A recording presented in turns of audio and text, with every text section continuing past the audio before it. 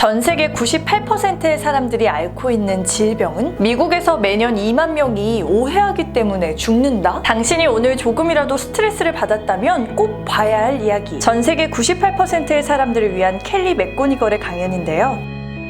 대부분의 사람들은 불면, 탈모, 심장마비 등을 유발하는 병을 앓고 있습니다. 그것은 바로 만병의 원인, 스트레스. 뿐만 아니라 스트레스를 많이 받은 사람들은 사망할 위험이 43%나 더 높다는 연구 결과까지 있었습니다. 하지만 정말로 스트레스가 내 몸을 해치는 근원일까요? 강연에서 켈리 맥고니걸은 10년간의 잘못에 대해 고백합니다. 저는 10년이 넘도록 스트레스를 악마로 만들어 왔습니다. 즉 스트레스를 적으로 여겼죠. 하지만 이것은 제 가장 큰 잘못이었습니다. 하버드 대학에서 스트레스에 대한 연구가 있었습니다. 그 연구에 따르면 스트레스가 해롭다고 믿는 사람은 건강에 문제가 생겼고 스트레스가 유익하다고 믿는 사람은 오히려 건강이 좋아졌다고 합니다. 결국 이러한 스트레스에 대한 잘못된 믿음에 의해 미국에서 매년 2만 명 이상 사망한다고 합니다. 하지만 이렇게 말해도 대부분의 사람들은 스트레스에 대한 생각의 변화가 건강에는 아무런 영향이 없다고 생각합니다. 그러나 과학은 둘 간의 상관관계를 증명했죠. 평소 우리가 스트레스를 받으면 심박수가 빨라지고 심혈관이 수축합니다. 하지만 스트레스를 유익하다고 생각하면 심박수는 빠르지만 심혈관은 이완됩니다. 이 상태는 즐거운 상황이나 용기를 얻은 상태와 매우 유사합니다. 즉 쿵쾅거리는 심장은 우리를 준비시키는 상태이고 호흡이 빠른 것은 뇌에 산소를 더 공급해주는 것이죠. 이처럼 스트레스에 대한 자세의 변화는 삶의 질부터 나아가 기대 수명까지 바꿀 수 있는 가장 친한 동료입니다. 강연에서 그녀는 스트레스를 느낄 때 이 한마디를 꼭 기억하라고 조언합니다. 스트레스는 지금 내 몸이 어려움을 이겨내도록 돕고 있는 거야. 그리고 여러분이 스트레스를 이렇게 생각한다면 여러분의 신체는 여러분을 믿을 것입니다. 만약 내일, 아니 지금 당장이라도 스트레스를 받아서 기분이 우울하다면 이렇게 생각을 바꿔보는 것은 어떨까요?